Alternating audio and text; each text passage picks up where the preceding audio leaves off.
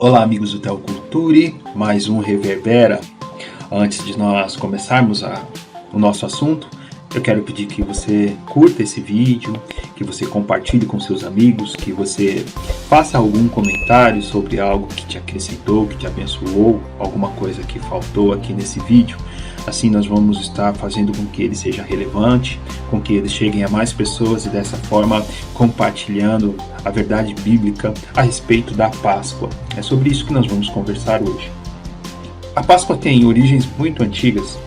Lá no Egito, Deus vê a aflição do seu povo e pede que eles separassem um cordeiro e o sacrificassem, preparando assim para a sua viagem em direção ao deserto para o adorar.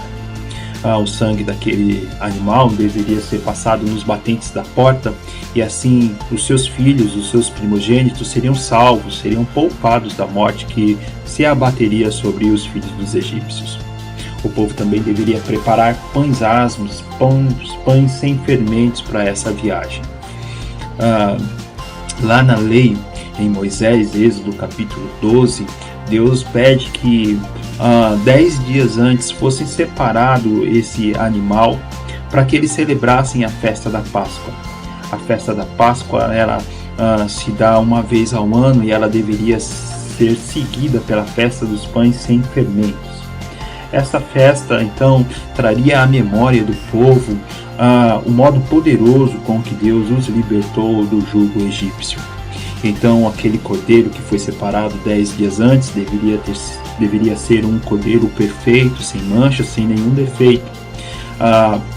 O sangue daquele animal deveria ser aspergido na tenda do encontro, e assim eles estariam manifestando o seu desejo de se relacionarem com Deus mediante o arrependimento, mediante o abandono do pecado. Por isso que Hebreus capítulo 10, no versículo 4, vai dizer que era impossível que sangue de bois e de touros removessem pecados.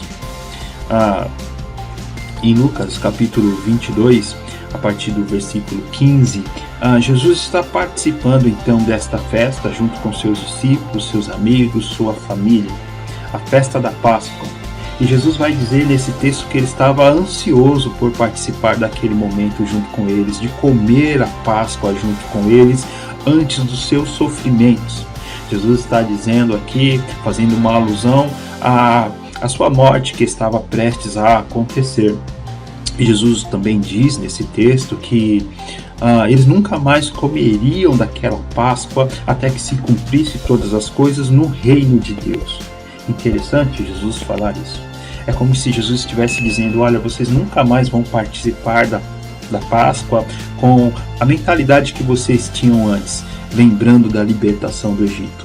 Mas agora vocês estarão fazendo isso em memória de mim, da minha morte, da minha ressurreição, que trará liberdade, que trará salvação a vocês. Nesses dias da Páscoa que Jesus participou, nós sabemos através das Escrituras que Jesus entra triunfalmente em Jerusalém montado num jumentinho, um rei humilde. Então as pessoas ali estendem seus mantos, folhas de palma, e eles cantam Hosana, filho de Davi, que quer dizer salva-nos, filho de Davi.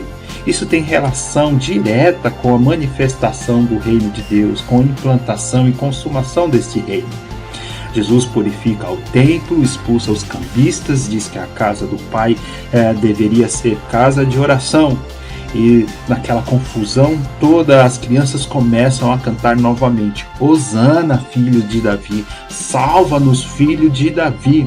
Somente um rei poderia salvá-los da opressão religiosa e romana que eles estavam vivendo.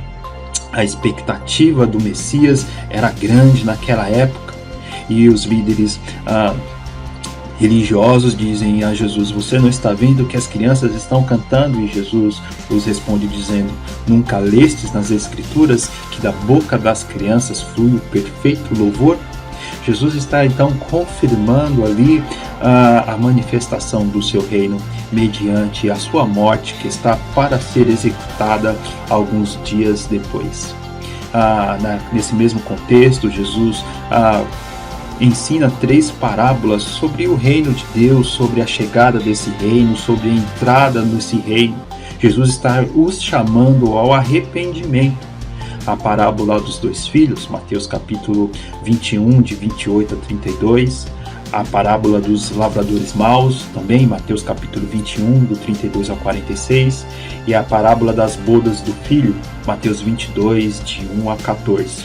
Jesus está tratando deste assunto, sobre a manifestação do reino. E é interessante pensar nisso. Jesus prestes à sua morte, tratando da manifestação do reino, da implantação do reino, da entrada no reino na festa da Páscoa. Jesus, na sua morte, ele está abrindo um novo e vivo caminho para nós, até a presença de Deus, Hebreus capítulo 10, versículos 19 em diante. Jesus diz também a respeito de si mesmo: eu sou o caminho, a verdade e a vida. Então a Páscoa, ela tem esse conceito, esse significado para nós nos dias de hoje. Naquela Páscoa, Jesus seria morto. Ele seria o Cordeiro que tira o pecado do mundo. João capítulo 10, versículos 29. Jesus ali morrendo na cruz, ele está sendo o sacrifício perfeito, diferente dos sacrifícios do Antigo Testamento. Hebreus capítulo 10, 10. E Jesus está também sendo ali o nosso libertador, o nosso salvador, nos libertando do jugo do pecado. Romanos capítulo 3, versículo 24. Na instituição da ceia, o apóstolo Paulo vai dizer que recebeu a seguinte orientação do próprio Jesus: todas as vezes que comerdes deste pão e beberdes deste cálice, anunciais a morte do Senhor até que ele venha. Que nós possamos ter essa expectativa no coração todas as vezes que participarmos da Páscoa, todas as vezes que participarmos da mesa do Senhor, da ceia, a expectativa de que o reino de Deus está prestes a ser consumado.